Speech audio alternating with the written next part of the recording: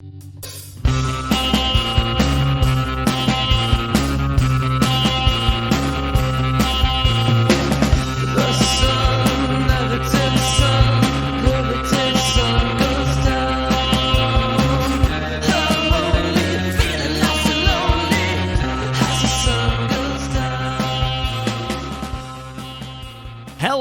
ladies and gentlemen.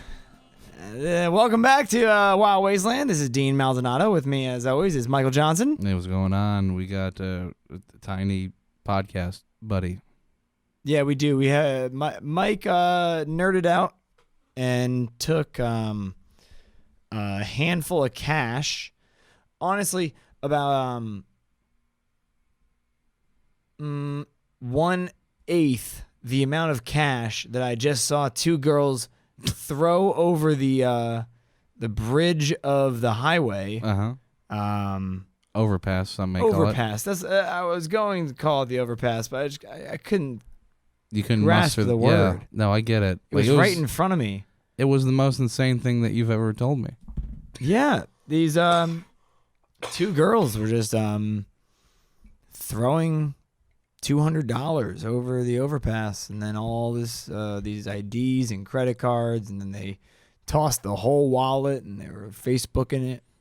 Oh, they're live streaming it? Yeah, screaming something about hospital bills. I didn't want to get involved. I just kept walking. Yeah, you were like, I don't know what's going on. I was like, I really don't care. This is the end of the world, man. Dun dun. That's wild. Two girls, one wallet. Yeah, it was a director's cut. Not many people actually saw that version. But that's not what we're here to talk about today, sir. What? I'm sorry. I mean, it shocked me on my way in, but it's not a long enough or meaty enough story to get into because I feel like you did the whole story justice in about 10 seconds. Yeah, thanks for listening, everyone. All right, that's the whole episode. That has been sponsored by Two Angry Black Girls.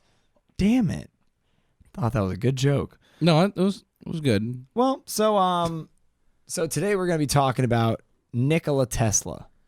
This guy, if you don't know about this guy, go to Reddit. Everyone will tell you about him. Well, yeah, I mean, or you can just Google him. I mean, what the fuck? No, why if you're would already you going Google through the something? trouble of going to Reddit and then looking on Reddit for Nikola Tesla stuff, because he's not like hyper popular right now on Reddit. I mean, yeah, he's always been hyper popular on the internet.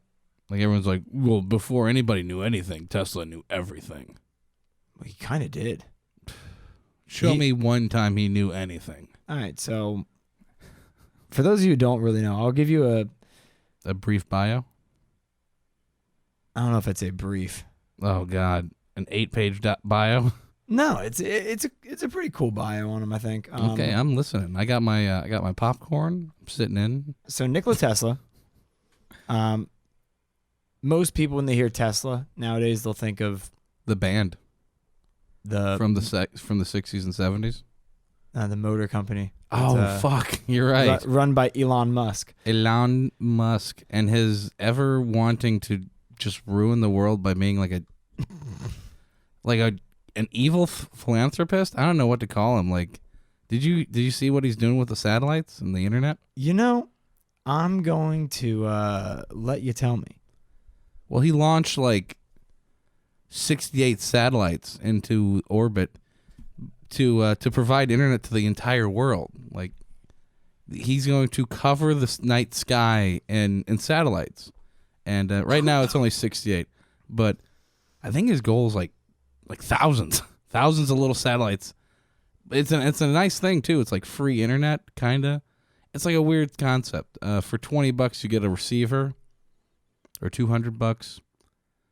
It's kind of exciting. I'm actually kind of excited, but at the same time, people are like, "Oh, this is just gonna ruin everything." And I think the people that are saying that are the ones that are getting fucking paid by AT&T and everybody, like, just to fuck us over. No, when I learned about ISPs, like internet service providers, it blew my fucking mind. Like that's a conspiracy in itself. It is. It really is. Fuckers just ruining everything in the world. I mean, the way that the government has been built up to appreciate certain people in certain industries is ridiculous. Yeah. But that's not what we're talking about today. We're talking about Nikola Tesla. Right. So not the car. No.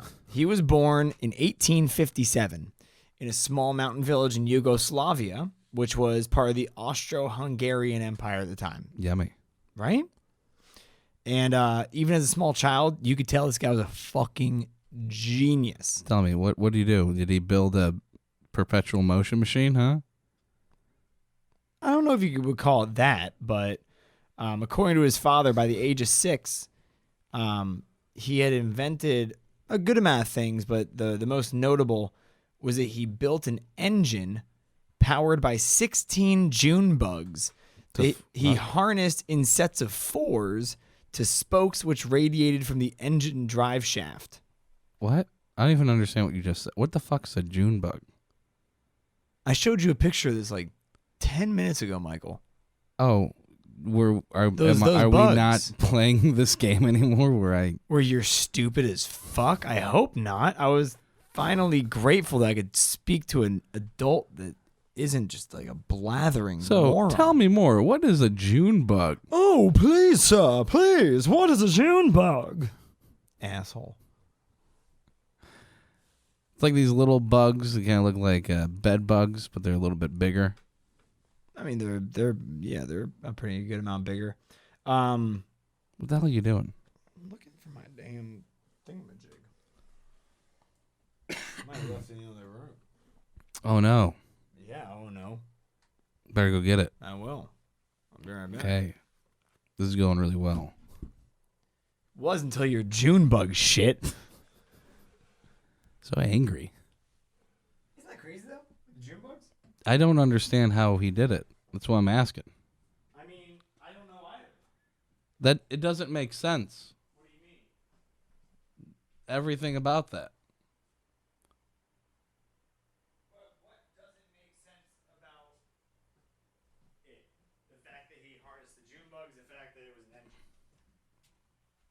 I don't like all of it. Okay. No, they're not doing anything. There's like construction or something. That's fine. Okay. Like what he, like, it's like saying like, oh, I made a battery out of roaches. Like, what? How'd you do that? Honestly, I couldn't tell you. He literally You couldn't took. find anything? Well, I couldn't. The thing is, and There's I'll get no to this. pictures? I'll get to this in a bit. Tesla doesn't write anything down. He doesn't draw anything, That's a problem. and I'll get to that. But yeah, so he caught 16 June bugs, and he took them in pairs of 4s, and somehow got them to be like probably scared inside of a box that had one of the spokes Mm-hmm. in it. It was connected to the drive shaft, and their vibrations of them moving and flapping their wings and shit moved the poles which powered the engine. Oh. Okay, I guess I can kind of see it now. Still confusing though. But he was very frail and got sick all the time. He actually almost went blind when he was a child because he was reading too much. Oh my god. Yeah, I know. Every parent's nightmare, right? My My kid- son won't stop reading. Get that book out of his hand. Please, doctor, please. He I actually, yeah, you read like that, and you went. Is that why you have? Yeah, that's why I have glasses. No, I was gonna act like the doctor. I was gonna be like, I have a solution. It's called television. It's called video games. Yeah, or Video game. movies. Nickelodeon. You ever heard of them? I got Just a nickel. Come on in. put a porno on. Put the looky loos. Yeah, we got some of these speakies or talkies, whatever you want to call them. We call them monies around here. But yeah, so he got sick all the time, and he literally almost went blind from reading too much. Wow. But he read literally any book that he could get his hands on, and by the time that he finished high school, he was fluent in German, French, Italian, and his native language of Serbo-Croat. But not English. Interesting. No, not yet. I mean, Yeah. it was the 1850s. Oh, okay. So his parents sent him. They were his dad was a minister, Oh, cool. an Orthodox priest. Oh, And so he went to really all the best schools that you could have ever gone to in that area. because he went had to the like hookup. Yeah, he went to like 3 or 4 colleges. But it wasn't until he was at University of Prague that he first saw an electric motor. Because up to that point, all motors were ran by June bugs.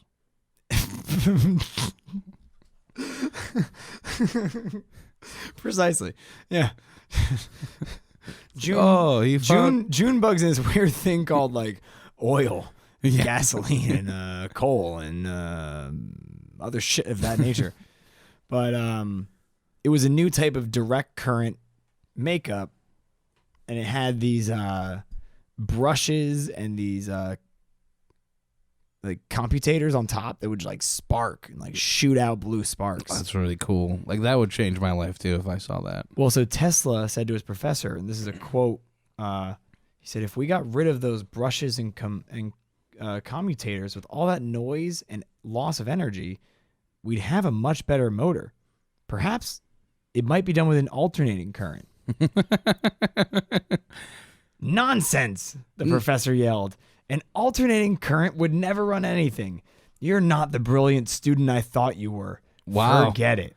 Is this real? Yeah. Sounds like one of those fucking made up lines from like the Tesla movie. No, because that's what made it stick in his head. The fact that he sees Fuck his this motor professor. and he's like, "Oh my God. But wait, if we remove that and that, it would like make it better." Yeah. I think that would work. And the professor's like, "No, you're an idiot. You're You a fool." forget everything."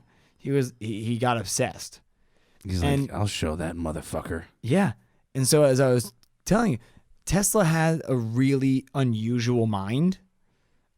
Supposedly from He's basically fucking crazy, right? Well, from like basically infancy, he was able to see things in his mind's eye. So just like imagine things. Right. Like in front of him though. You know how like if you think of an orange hard enough, you'll see an orange in front of you. Right. That's your mind's eye.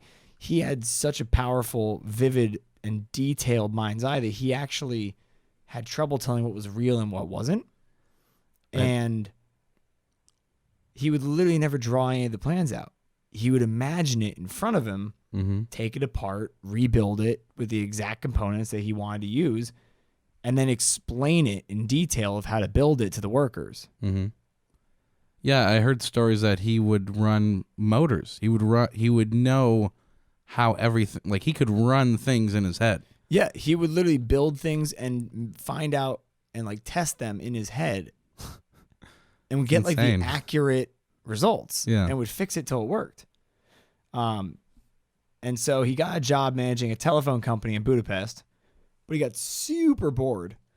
So he moved to Paris. As you do. Mm-hmm. Like this is what, like the 20s or the 70s or like 1870s or something? Yeah, this is the 1870s because he moved to America. Man, that would be the shit. That'd be Paris. That'd be fucking dope. Turn of the century, early 19th century Paris. Like that's where everything was. Yeah, he moved to America in 1884. Oh, okay. 1884, 1885.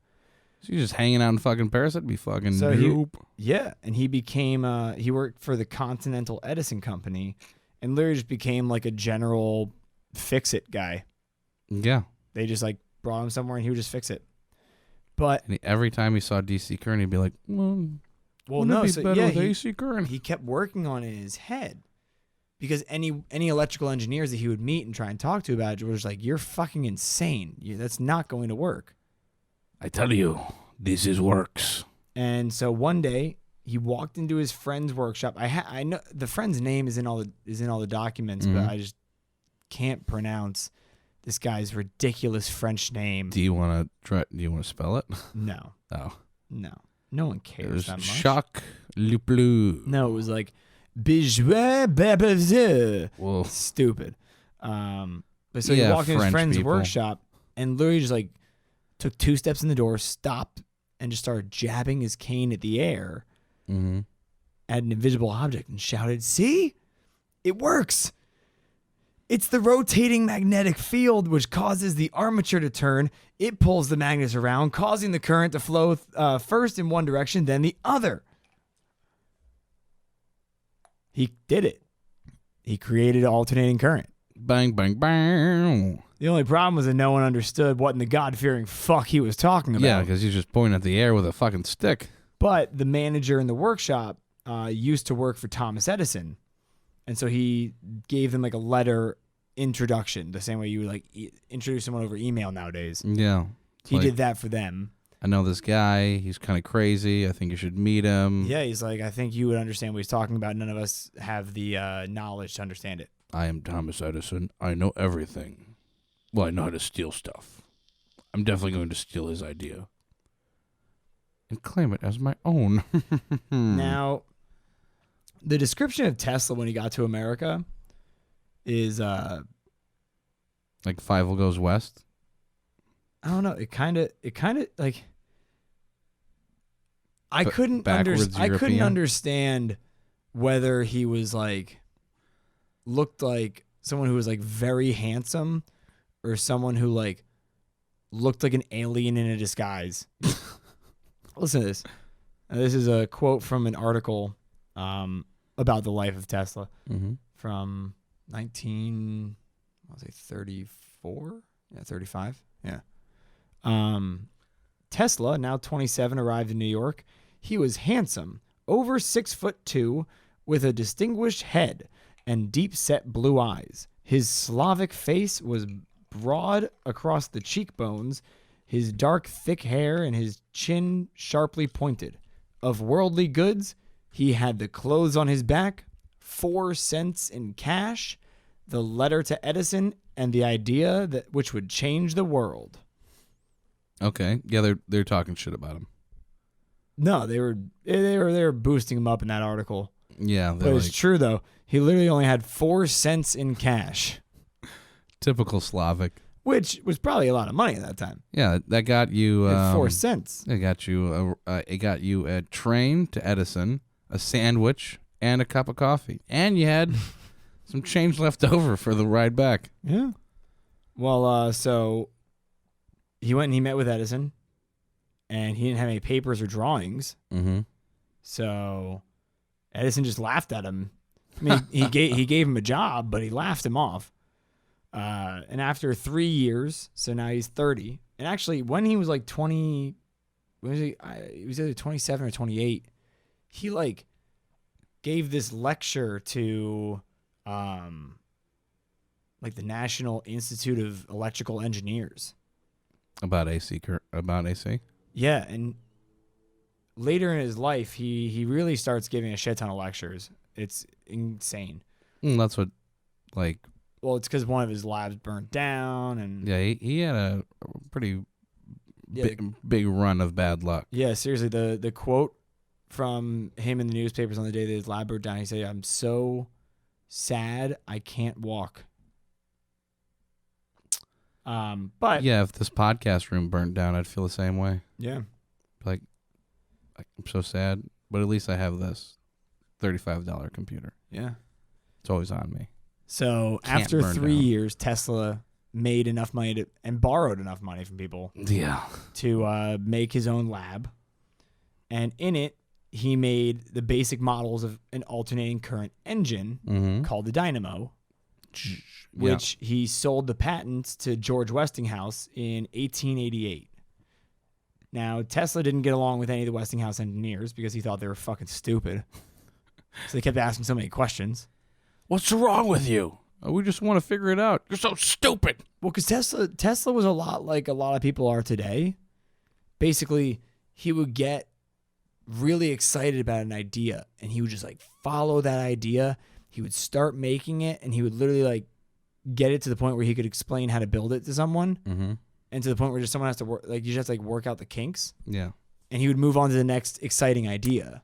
He would just let people finish his shit. Oh, he's the Elon Musk of his time. Or Elon Musk is the Nikola Tesla of our time. I don't really want to say that. You could either say it either way. I really don't want to. Because he's the same way. Yeah. Him and Google. Like, everyone's like, don't get behind Google stuff because they abandon a lot of projects. Is because Yeah, when you're changing the world, like every fucking day, you're like, some things get left in the wayside, man. Yeah, some things are not that important. Like Google's like, why are we doing Google fucking Plus or whatever? The Jeep, that their Facebook app or whatever. They're like, drop it, dude. Yeah. What's the point? Yeah. No one's using it. Well, so, you know, he got it all kind of working, and he explained it all to the Westinghouse guys, and he was like, you can probably build the rest. And you smart guys can figure it out. We don't know how to figure this out. Fucking idiots! I told you. Well, so, like a science writer at the time actually interviewed him before he went home, and he was like, "Why are you going back to your lab?" He said, "I want to be alone." He goes, "That's the secret of invention. Be alone. Yeah, that's where great ideas are born." This is why I record when I drive around. I mean, it kind of goes against all of what our society says right now. Oh, like our society is all about collaboration right now, you know? Yeah. They love, you know, the mixing and mingling of genres, the mixing and mingling of people. Fucking Kanye did a 45-minute lecture at Oxford University about collaboration of artists is the true way to make art. It's terrible. Yeah. No. Real crazy shit happens when a man is just alone in a room. And that's why, you know, I think I said this to you either earlier or a couple days ago, but like today, it's all innovation. There's no invention. It's just innovating on old inventions. Yeah, the iPhone X is not that different from the iPhone 1, to be honest. The car, still the same thing it's been for 100 years. Yeah, what happened to fucking hovercraft, huh? Or, like, flying cars. Yeah. Yeah, not planes, but flying cars. Not, like, cars that can turn into planes. Any of these inventions, these crazy inventions, like why, you know, we haven't gotten any of them because we just keep innovating the same crap. Yeah. It's like, oh, why change the wheel or reinvent it? We're shining a turd. Yeah. We're shining a turd hoping for a diamond. That's why you can get a small computer for $35. Can fit in your pocket.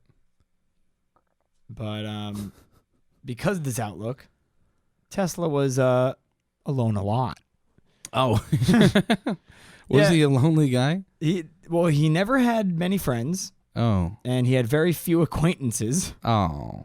His best friend was a pigeon, right? Later in life. Are we going to get to that? Yeah, he never had any women in his life besides his mother, who died when he was like 40s. That's what makes you a great guy, though, man. Like to have a muse. And then it was said by some of his acquaintances that it was hard to talk to the man, quote, "His words were as if uttered by some god sitting on an Olympus high above the rest of humanity." And yeah, he used those words. He used the power of those words. And that's why I was saying earlier, he literally went and used his fame to lecture at literally like every single scientific center in the country and around the world. Everyone wanted him. Yeah, he's the current genius. Yeah. And he would just like wax poetic to these people and inspire the fuck out of them. I'd be inspired. And the things that he talked about, the capability to make and described how to make, were invented after that. He described radar, radio broadcasting, even television. Mm-hmm. He advocated for electrotherapy. Oh.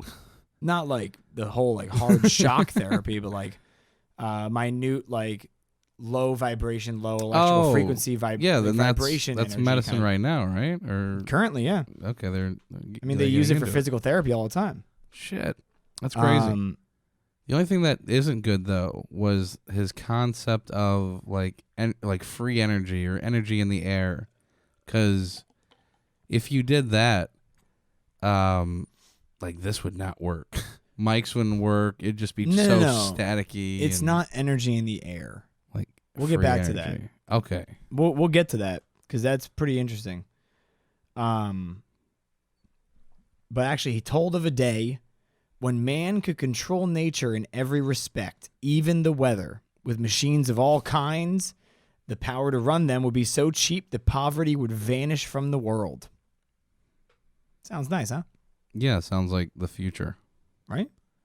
But what happened? Tell me the truth. I mean, I'm sure you've seen the Tesla Tower. That's what you were just talking about, right? With the electricity in the air. Yeah, that's what I used to think as well. But when I was actually reading about it, it's that was not his intended use of it. Okay, somebody took his idea and ruined it. I mean, it just looks like that's what it's for, Oh. But what he figured he could do is give free electricity to anyone in the world without wires or towers. Yeah. His plan was to use that tower to shoot electricity into the earth. Oh. That way, anyone with a pole of a certain type of metal, I'm pretty sure it was like copper, could stamp it in the ground and have electricity available. But it's not going to fucking kill him. No, that sounds really weird. I would not want to live in that world. Isn't that insane? Yeah, no. Like, imagine copper miners. Like, they're just like, yeah. Like, it's just like, oh, we can't mine for copper. Why? Because the fucking Tesla death thing that's shooting electricity in the ground. And then I'll take the wires, dude. Like, that's in November of 1898, he announced he could abolish war with his death ray. I mean, who does this guy think he is? Fucking electric Jesus? It was a. I can bring peace to man. Have you seen his death ray concepts? Oh, his death ray is fantastic. It wasn't like a death ray. He wanted to put like lightning cannons on top of buildings and like make them like an AA gun, so no planes can come in. It just shoots the plane out of the sky. I'm so happy that that's what you think that it is, because I'm actually about to get to that. Okay. That's not what it is. Okay. That's a Hollywoodized version of what people probably think that it could have been. When I was reading into it, the Japanese tried to build it in World War II. Well, so after he announced that he could abolish war, he actually described that he had designed a small, inexpensive radio-controlled boat, which is supposedly able to destroy the biggest battleships and basically make navies useless. What happened with that? I don't know. Maybe it's called a torpedo nowadays. Bum, bum, bum. Yeah. That was the thing, is he didn't want to patent anything. He didn't want money for anything.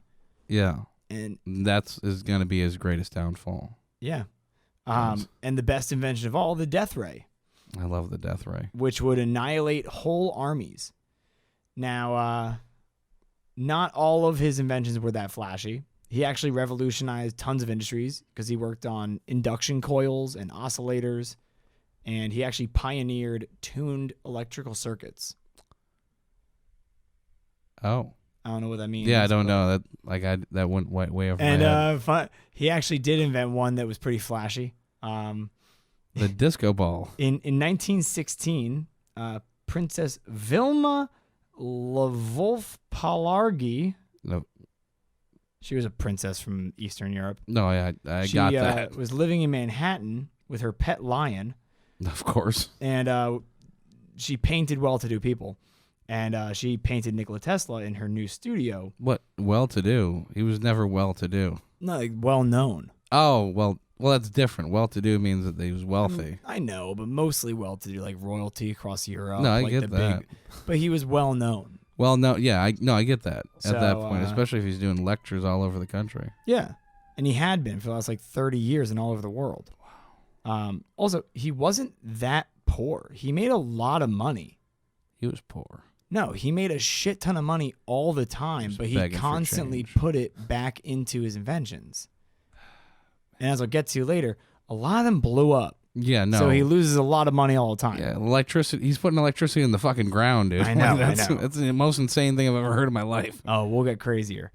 But so she had him over, and he was really weird about getting his likedness in something. It eats my soul. Whether it's a painting or a picture, he was really weird. Like, he had a certain diet he would do beforehand. He had to sleep a certain amount of time and be awake for a certain amount of time, and he also loved the number 13, right? He did, yeah. He was kind of a. I mean, that's my lucky number. Yeah, but you're not a fucking whatever that is OCD about it. Oh, no, not at all. I need to tap the 13 times on the computer before I turn it on, and I need to think about naked women 13 times before I have sex. But one of the things that he was desiring was northern exposure. So just more light coming in on his face where he was looking. Oh, okay. In the painting. Mm-hmm. And so he clustered powerful incandescents in the corner of the apartment, and he filtered the rays through a blue glass, making the first flash of all time. Gave naturalistic light inside the room. Wow. So that's the worst pun you've ever fucking said. Yeah, right? Not every... There was one that was flashy. Boom. He invented the flash. Oh, however, it's getting canceled. What's really fun about it is that the painting, actually, it's a really nice painting of him, but he's just like looking and thinking and imagining, because once he built that, he was thinking of all the applications of it, and so she painted him while he was mid-state of like just like thinking. Oh. Yeah. I feel like that's very telling of the subject. Mm-hmm. So in his later years, as you mentioned earlier, he made friends with pigeons in the park. As we all probably will be doing eventually. Yeah. When he got too old and sick to feed them, he actually would send a Western Union messenger every single day to feed the pigeons and bring him any that looked sick so he could nurse them back to health. So he was a weird guy, but... And he died penniless in New York, and the government came and stole all of his fucking writings. Yeah, so the day that he died, his good friend was in the room with him and like a couple other people. But yeah, when he died, a couple of G-men came in. This is in a book. This is in a diary, not diary, a biography that came out in 1944. Now, yeah, because he died in, I think, 43. Okay. So it is kind of probably accurate. Oh, yeah. No, Nikola Tesla actually said that this guy was the... I have the quote way later down. Let me find it for you.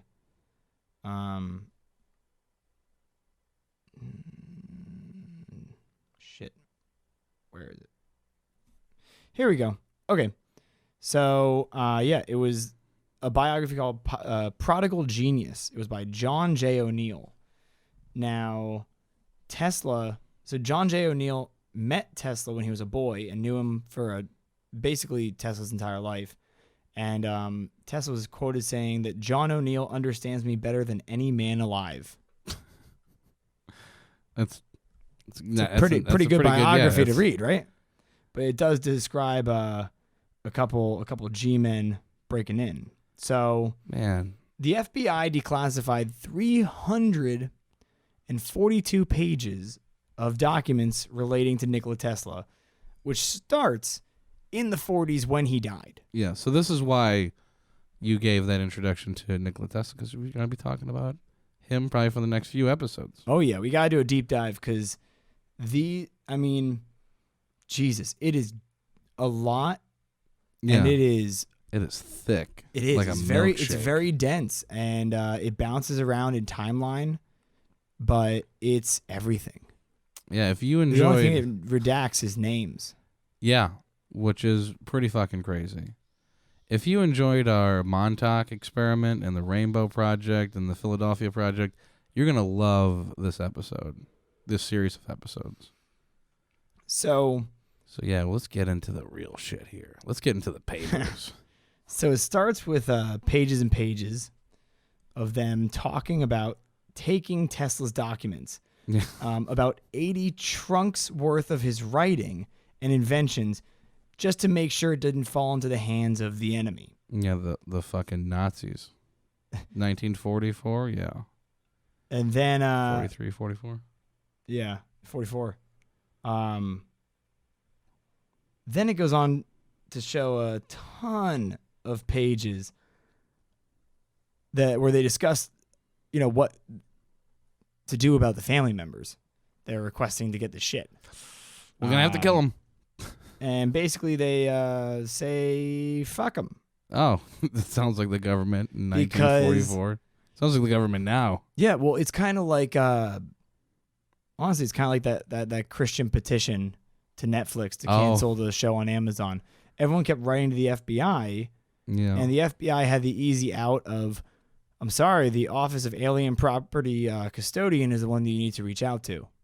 We don't have anything. Now it was a government office of the Department of Justice where they would basically take all of the possessions of someone they believed was an enemy or was friendly with enemies.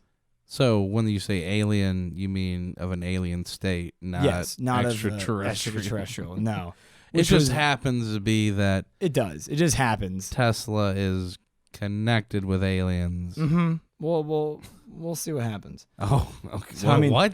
Literally, the next document was a student of electrical engineering requesting to see the Tesla documents, and the FBI responds with, "The FBI has never been in possession of any of Mr. Tesla's items."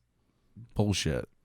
And then that was literally I was showing Mike before we started recording. There's what? Like probably, hundreds. Yeah, hundreds of these letters, and they're all signed off by what was his name? Well, it was J. Edgar Hoover for a while. So this wasn't just like some clerk. No, it's signed off by the director of the FBI. So it's so that they had some fucking trunks of his. Well, yeah, right there in Hoover's office next to his fucking mini skirts. Well, so in all reality, the FBI was keeping Tesla's property in the Manhattan Storage's warehouse at 52nd and 7th Ave in rooms 5J and 5L. Oh, damn it. I was looking at 5A through 5D. Mm-hmm. It's right next door. Yeah, they were only visited one time in What a waste. 1943 on January 26th and 27th, where people who identify themselves as federal authorities took thorough inventory of all of Tesla's items. God, this thing keeps jumping around on me. Now, they were agents from the Office of Alien Property Custodian. Mm-hmm. So then I guess, the question is, how did the FBI get the stuff? How did the FBI get the stuff? Well, they used an agent named Mr.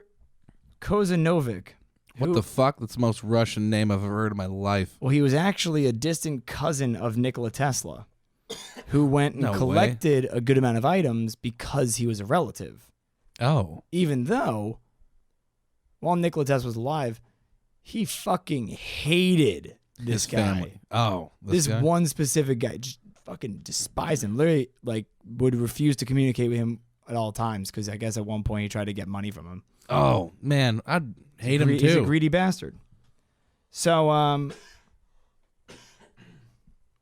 that's why I hope I never become an uncle. one of the ones that really kind of gets me is there was a letter from one of the guys that I told you about who was in the room when Tesla died. Mm-hmm. This guy, Kenneth Sweezy. Yeah. He wrote the FBI in 1955, so 13 years later. It's been a while. Trying to find one missing personal item. Tesla's solid gold Edison medal. So he won the Edison medal. Wow, he probably sold it. Because of alternating current and the fact that he never wanted money, like the fact that he was such a good philanthropist and just gave it all away. Yeah. He was awarded basically America's most prestigious thing they can give to a scientist and inventor. That's pretty fucking dope. Now he says, so Sweezy says how the FBI was noted taking it in an article, but he knows it was the Office of Alien Property Custodian because he was in the room. Mm-hmm. He described what was locked in Tesla's personal safe when the Office of Alien Property Custodian opened it.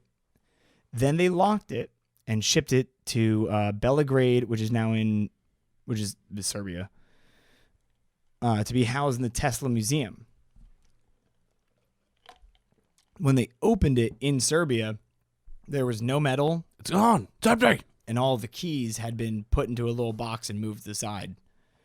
However, it was noted earlier in documents, inside FBI correspondence, that the safe was actually broken back into 2 nights after Tesla's death by FBI agents to recover certain sensitive items. And the metal. Well, I hope they took the metal, Fucking bunch of assholes. But yeah, because he was writing to them saying they reached out to the Edison community and it's going to cost $3,000 to replace the metal. Mm-hmm. And he's like, it's really shitty that that the country that gave him this medal because he revolutionized your entire country is now making a poor country pay for a very expensive medal that you stole back. Yeah. What a bunch of assholes. Right? But yeah, once we get past the wham, we want our things back. Wham, we need money to erect our statues and busts. we get to the fun stuff. Oh, let's get. Are we getting to the fun stuff? Oh, yeah. Oh, finally, death rays. So this is better. Oh. Actually, this is exactly what you were talking about earlier. It's not the death ray. I know it's not the death ray, but it was different. So he hinted at an invention that he already made, which would change the way we defend our country, called the Teleforce. Ooh, that sounds fucking awesome. Now, the Teleforce was presented in a New York Times article on September 22nd, 1940, titled Death Rays for Planes. I'm down. I would fucking read that article. I'd come home and tell my mom about it. So on Nikola Tesla's 84th birthday, he, and a lot of these are quotes from the article. I'm not going to keep saying quote in the middle because I'm going to feel like a dickhead. Yeah, quote unquote. There's going to be a lot of quote unquote. Oh, yeah. So on Nikola Tesla's 84th birthday, he stands ready to divulge to the U.S. government the secret of his Teleforce, with which, he said, airplane motors would be melted at a distance of 250 miles, so that an invisible Chinese wall of defense would be built around the country against any attempted attack by an enemy air force, no matter how large. Damn. Isn't that insane? No, like that seems like a really fucking cool concept. Did they talk about how much power you would need to power that? Yeah. Because it's insane. It's an insane amount of fucking power. Well, so the Teleforce is based on an entirely new principle of physics that, quote, no one has ever dreamed about. Oh, electricity physics. Yeah. Electrophysics. And it would operate through a beam 1/100 millionth of a square centimeter in diameter. It's kind of small. And it could be generated from a special power plant, which would cost no more than $2 million to build and could take 3 months to construct. Mm-hmm. That's in 1940. Could you imagine how fucking cheap that would be today? Probably more expensive. Where are you going to find all that cast iron and everything that they fucking built everything out of back then? I don't know. Every scrapyard in the entire world? You can't find cast iron in scrapyards. Fine, then. Melt down a shit ton of pots. I don't give a shit. Go raid Michael's and Home Goods' warehouse. I'm sure they have a ton of them. This is a railgun. This is like the first concept of a railgun of like kinda concentrated plasma or electricity being shot out. So with dozens of plants located at strategic points along the coast, it would be able to defend the entire country. Yeah. The beam produced would be able to melt any engine, and it would ignite explosives inside any bomber. Mm-hmm. He said, no possible defense against it could be devised, as the beam would be all penetrating. Damn. Right? But that's the issue with electricity, though. Like that's what I was talking about earlier. The Japanese tried this in World War II. And they're not Tesla. I know, I get it. They could not get the whatever that they tried to make it into. They didn't want to do defense. Come on, the Japanese in World War II. They wanted to do it for murder. I'll get to what you're talking about. Okay. So, the beam involved 4 new inventions, 2 of which he already had tested. Okay. One is the method and apparatus for producing the rays, and the problem was that this was on the document that I was reading, it had been hole punched or like stapled into something. Yeah. And so some words were ripped out. Oh, and they're the most important words. Probably. Yeah, so the apparatus for producing rays, something. Manifestations of energy, something free. Oh my God. What the fuck? Air. It gets a lot better. There were like 3 in a row and that was fine. Oh. Because it was really small at the very top. Let's see. Eliminated the blank for a high vacuum. Second is a method for producing very great electrical force. Mm-hmm. The third is a method for amplifying this force. And Yeah. the fourth is a new method for producing, quote, a tremendous electrical repelling force. And the fourth aspect is the projector or gun of the system. And according to Tesla, it will attain a potential 50 million volts. That's crazy. He said, with this enormous voltage, he said, microscopic electrical particles of matter will be catapulted on their mission of defensive destruction. So at the end of the article, Tesla adds that his only stipulation to the government, should they take him up on his offer, would be that he would suffer no interference from experts. Yeah, I fucking hate experts. Yeah, right? No, I'm with Tesla on that one. Like, not like a joking way. Like, No, seriously, like he's making brand new shit that's never been thought up. There's Yeah. no experts. like, can you imagine if he actually listened to his like professor when he was talking about AC? Like, we wouldn't have AC like this. Nothing could exist. No, DC. We would need power stations every other block. Yeah, It's insane. Like, wait, we would need power stations in our homes. and everybody was like, Tesla? He's an idiot. Who's this guy? He doesn't know nothing. Actuate? Like, I don't even know the word. What was it called? So now it gets interesting. Okay, finally. So an office memorandum from the U.S. government on July 25th, 1957, Mm-hmm. was sent from the SAC in New York to the director of the FBI. So Special Agent Mastrovich stated that certain woman, Mrs. Margaret Storm, who lives with her husband John, has been issuing newsletters which contain information pertaining to flying saucers and interplanetary matters. Okay. Agent Mastrovich believes the two are exploiting Tesla's reputation and fame. Then they go on to talk. Literally, like, every single time someone fucking talks about Tesla in any of these FBI documents, they go, Tesla was born in Siljan, Yugoslavia in July 1859, which came to the United States in 1894 and became a naturalized U.S. citizen. They do like the whole fucking backstory. Yeah. But I just want to point this out. This is the third different year that I have found Yeah. that stated that he was officially born. Oh. His Wikipedia page says 1856. Yeah. This office memorandum says 1859. Mm-hmm. And the article written by the longtime friend with quotes from his fucking father says 1857. They're slipping up. What year was it on Mars? That's what I want to know. 6,942. So in 1886, Tesla designed an arc lightning system, and 2 years later invented the Tesla motor and designed a plan for the transmission of alternating current. In subsequent years, Tesla's discoveries and inventions included such fields and appliances as wireless communication, electrical oscillation, radiant power, and radioactive matter.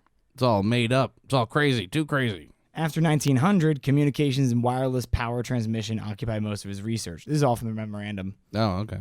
The memorandum then has the entire article typed out, the one that I told you about from 1940, Mm-hmm. the death rays Yeah. for planes.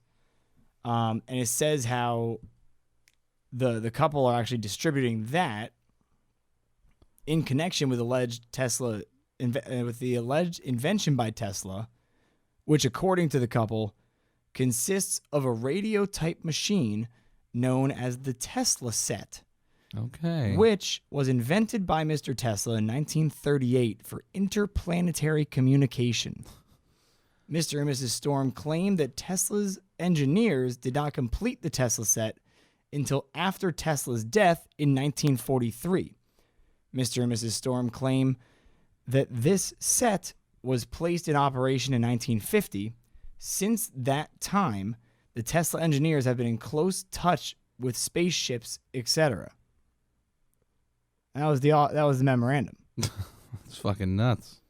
Then I get to witness hundreds of pages of people requesting to see the Tesla papers because they read Prodigal Genius by John J. O'Neill, where it said that the FBI came in and fucking grabbed him. Then the FBI is like, no, we didn't.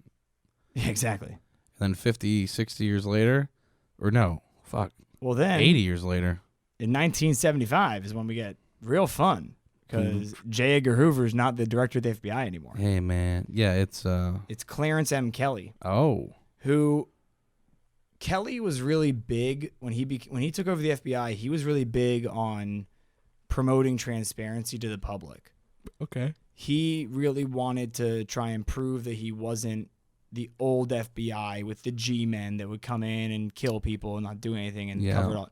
He was trying to This is not your promote, daddy's FBI. that was literally his slogan. Yeah. I remember we talked about him. Yeah. What So- episode did we talk about? I have no clue. So a journalist from Kensington, Maryland, has this long back and forth with the FBI about getting the Tesla documents and invokes the Freedom of Information Privacy Acts through the Justice Department. So the FBI responded by saying, in order to invoke that act, you need a notarized authorization from Tesla's next of kin, directing him to release any information or files concerning Tesla. What the fuck? And who the fuck is that? He didn't have any kids. Well, keep in mind, this is the exact same fucking agency that told all of his next of kin, we don't have anything. So yeah, it's like a catch-22. Yeah. You got to find one of his next of kin, but they don't know that you guys have anything. Well, so now Mr. Kelly is interested, and he starts digging. On April 20th, 1976, he received a letter informing him that a microfilm record of Tesla's unpublished diary was on display in the Belgrade Museum, the Tesla Museum. Yeah.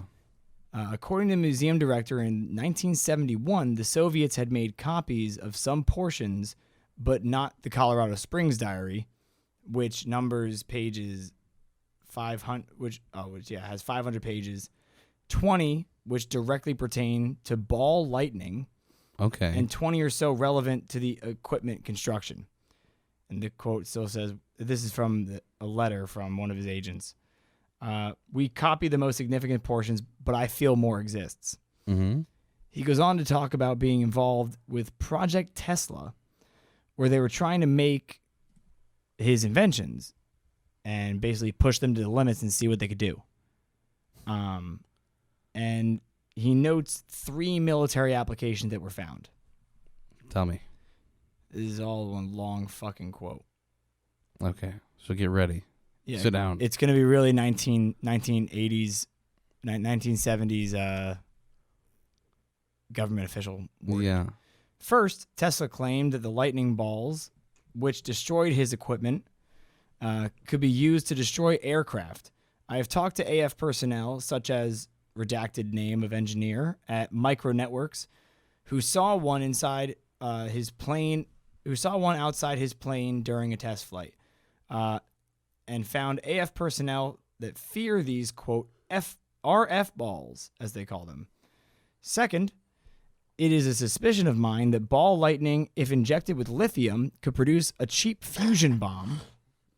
Third, This is insane. and this may be no more than a suspicion, the propulsion mode of ball lightning involves electrogravitic interaction, which means air vehicles of revolutionary configuration may be constructed. There are no presently known laws of physics that can account for the propulsion 400 miles per hour or so when following an airliner. Other hitherto unsuspected applications may exist. None of these applications were the goal of Project Tesla, which centered on producing ball lightning as Tesla did and studying it as a plasma confinement technique for fusion reactors.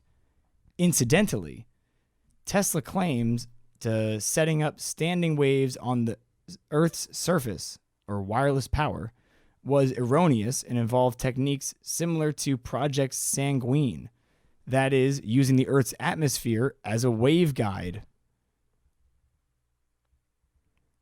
Then we find ourselves with a note. So that was the end of the whole thing. That's crazy. Ball lightning is a very rare thing. It's incredibly rare. It's insane because Tesla understood it. He figured it out. But how do you? He harnessed it. He figured out how to create it. Damn it. Yeah. Where'd he go? Come back. He did. That's nuts. Because this is where I found out about ball lightning. Okay, and that got you down a whole other path. Yeah, because so as you know, when you call the government, they transcribe everything. Yeah. So there was a transcription of a phone call that was received from Tesla's old lab assistant. Oh, Jimmy. I don't know his name.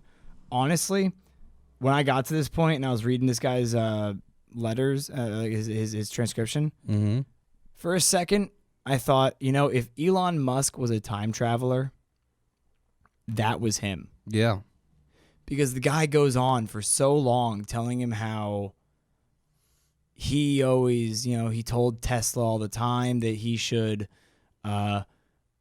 monetize something and sell it to fund the rest so he could put out the rest for free. Yeah. Which is literally the plan of Elon's Wave 1 Tesla plan, was create a luxury car to build up enough infrastructure to then put out an economy car with the same features. Well, I feel like people that like Elon Musk of today learn from the geniuses of You'd the hope. past.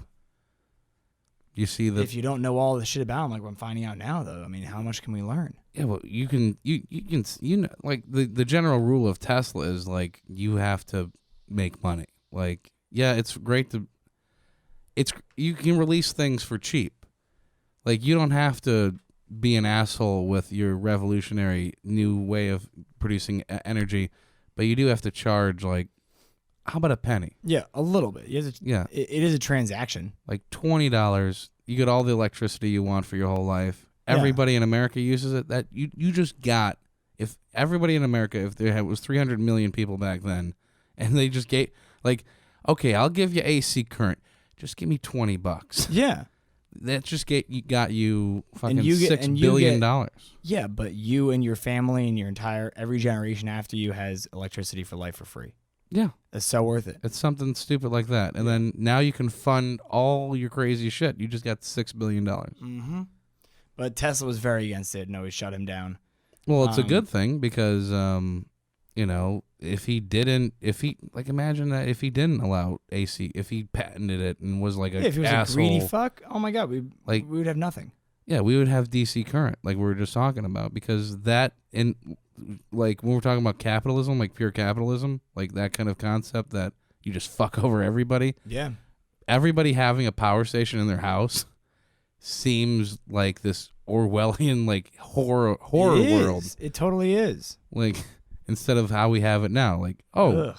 I'll just pay you $20 a month and you send me electricity so the lights come on. Mm-hmm. You and know? I don't need to know where you get it from or who makes it. I'll just pay you a little I don't bit. need to know. So the lab assistant talks about the electric balls and fireballs they made, and how actually when they were making them, when they were doing it, like Tesla was explaining how he made all of this. But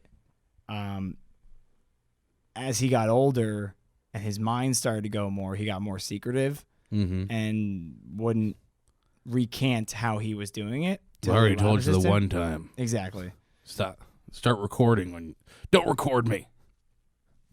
So, straight from the lab assistant's mouth, Tesla became familiar with the destructive characteristics of fireballs in his experiments at Colorado Springs in 1899. I like fireballs. He produced them quite by accident and saw them more than once explode and shatter his tall mast and also destroy the apparatus within the laboratory. Mm-hmm. The destructive action accompanying the disintegration of the fireball, he declared, takes place with inconceivable violence. He studied the process by which they were produced, not because he wanted to produce them, but in order to eliminate the conditions in which they were created.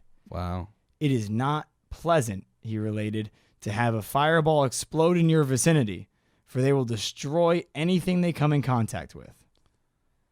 So not the best thing to have lying around. No. So Tesla figured out how to make I'm going to try and say this. It's a word that he made up, but because it technically describes exactly what it is. It's like a parasitociliantius. Basically, it's a circuit. It's a circuit that oscillates within a main circuit. Oh, like a fidget spinner. I guess, but if a fidget spinner constantly was moving in different directions and correcting itself inside of something that was also moving and generating different waves. So like a gyroscope? So it allowed him to produce two conflicting waves of frequencies, which would interact. Yeah. And change. And cancel each other out? No. So he would use very low and high frequencies, and when they would interact, it would force the change in frequency.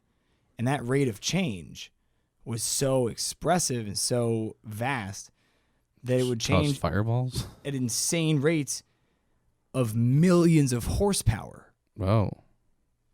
Which can't be contained, resulting in it being released into the surrounding space. Hence the explosions or the lightning balls or fireballs. That's crazy.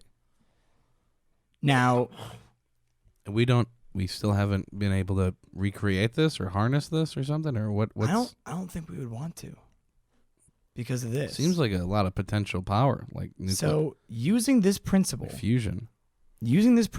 Tesla, in his Colorado Springs lab, could set the circuit in operation at a frequency to which a given warship is resonant. The complex structure of the ship would provide a great number of spots in which the electrical oscillations will be set up of a much higher frequency than those coursing through the ship as a whole. Mm-hmm. Because what he would do is he would use the electromagnetic waves and frequencies of the Earth to send these waves, and he could. These parasite currents will react on the main ship current, causing the production of fireballs, which by their explosions will destroy the ship even more effectively than the explosions of the magazine, which would also take place. Wow.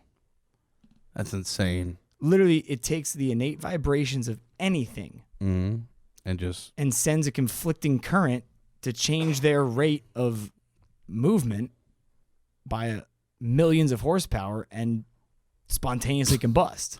Oh my God. Maybe that's how all those people were dying in the 80s and 90s from spontaneous combustion. Maybe. They were just playing around with frequencies. Because we're all frequencies at the end of the day. We are. And actually, it turns out that he actually almost had a sale of that device too. The U.S. government? Nope. The Navy? The U.K. government. So Winston Churchill was personally very interested to buy it for England after they got fucked with World War II. Yeah. Because Tesla, with that instrument that he built, could promise full defense of air and sea. Yeah, no, that's fucking crazy. Yeah. But right after World War II, Churchill got removed as prime minister, and so the sale kind of crashed and burned. What the fuck? Who took his place? Some dickhead. And then they go on to talk about this woman, Margaret Cheney, who wrote a biography on Tesla called Tesla, A Man Out of Time. Mm-hmm. Literally, that was the end of the thing. They straight up, I shit you not, they photocopied it.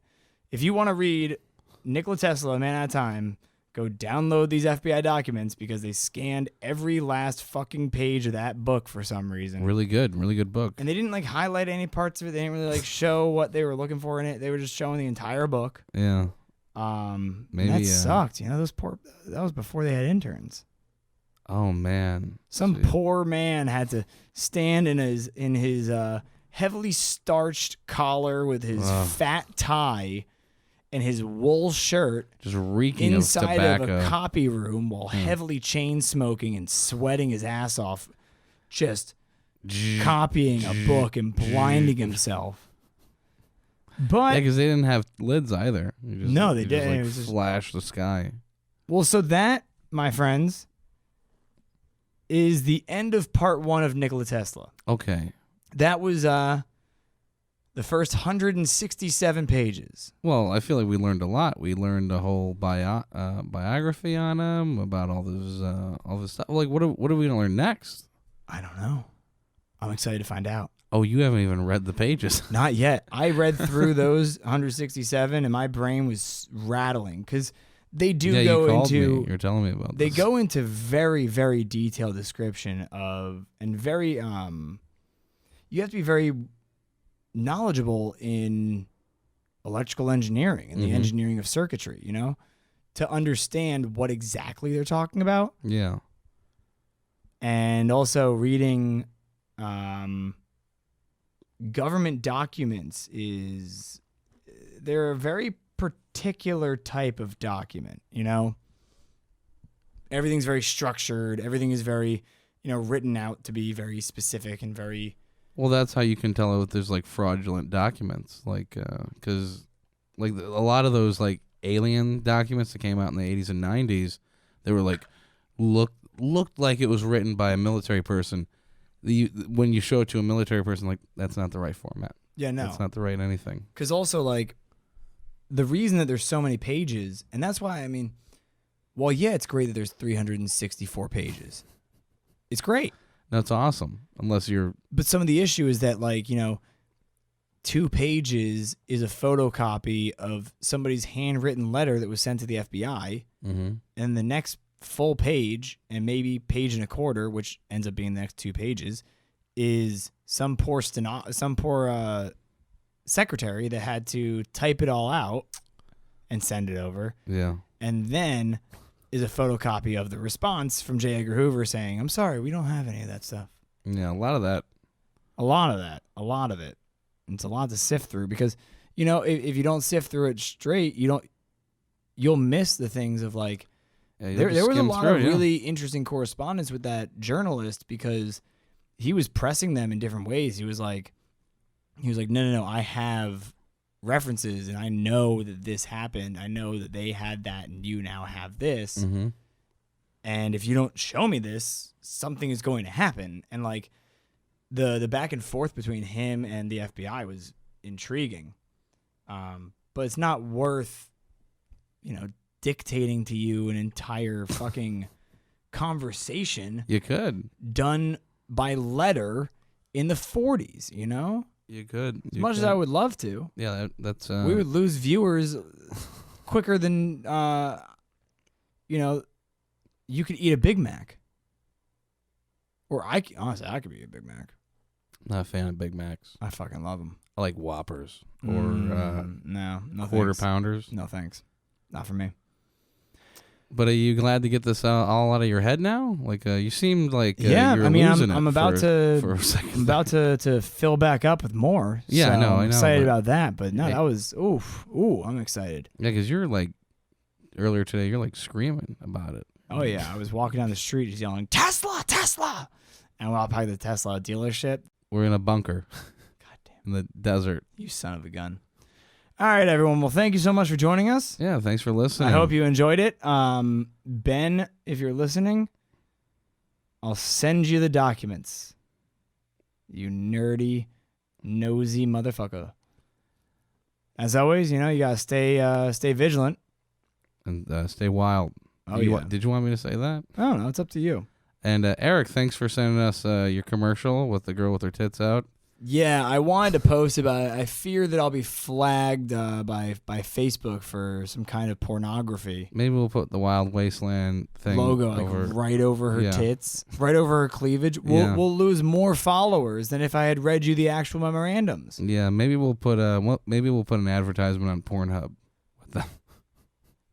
Yeah. Hey, I mean, honestly, I think we get a lot of clicks because it's the first ad they've seen in 15 years that isn't, "This is the sexiest game," or "You won't last 2 seconds with her," or "Sexy moms in your area, click here to say hello," or I actually like this idea. "Live chat with this Russian model who really loves you."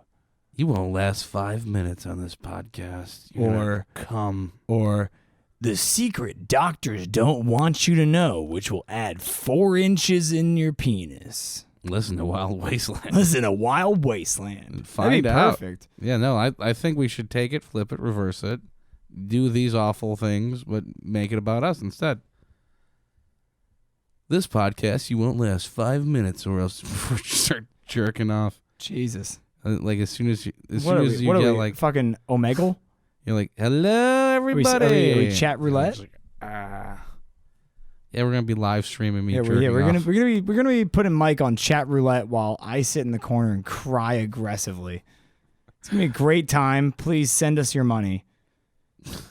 I love you. Yeah, go fuck yourself. Fuck, man. Every fucking time. We gotta talk about that. Get over here. Fucking.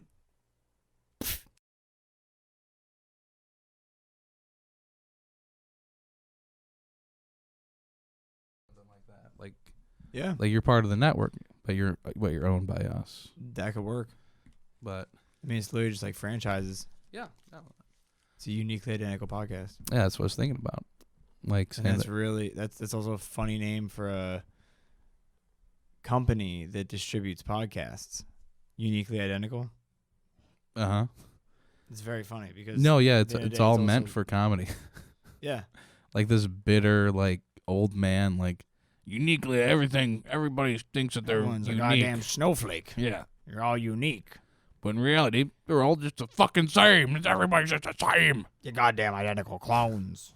Just staring at your Palm Pilots that light up. Your Blackberries and Your emails. Zooms and your thingamajigs and your YouTubes and your TikTok. When I was a child, all the things it did with TikTok was a clock. Sometimes it would go cuckoo, and that would be the best part of your day. You know, old people don't know about TikTok yet. Like, what are you talking? Like, that's like a little kid thing. It's been on the news at least 4 times. About what? Probably for Old Town Road when they do like some kind of a. Am I on a wire or something?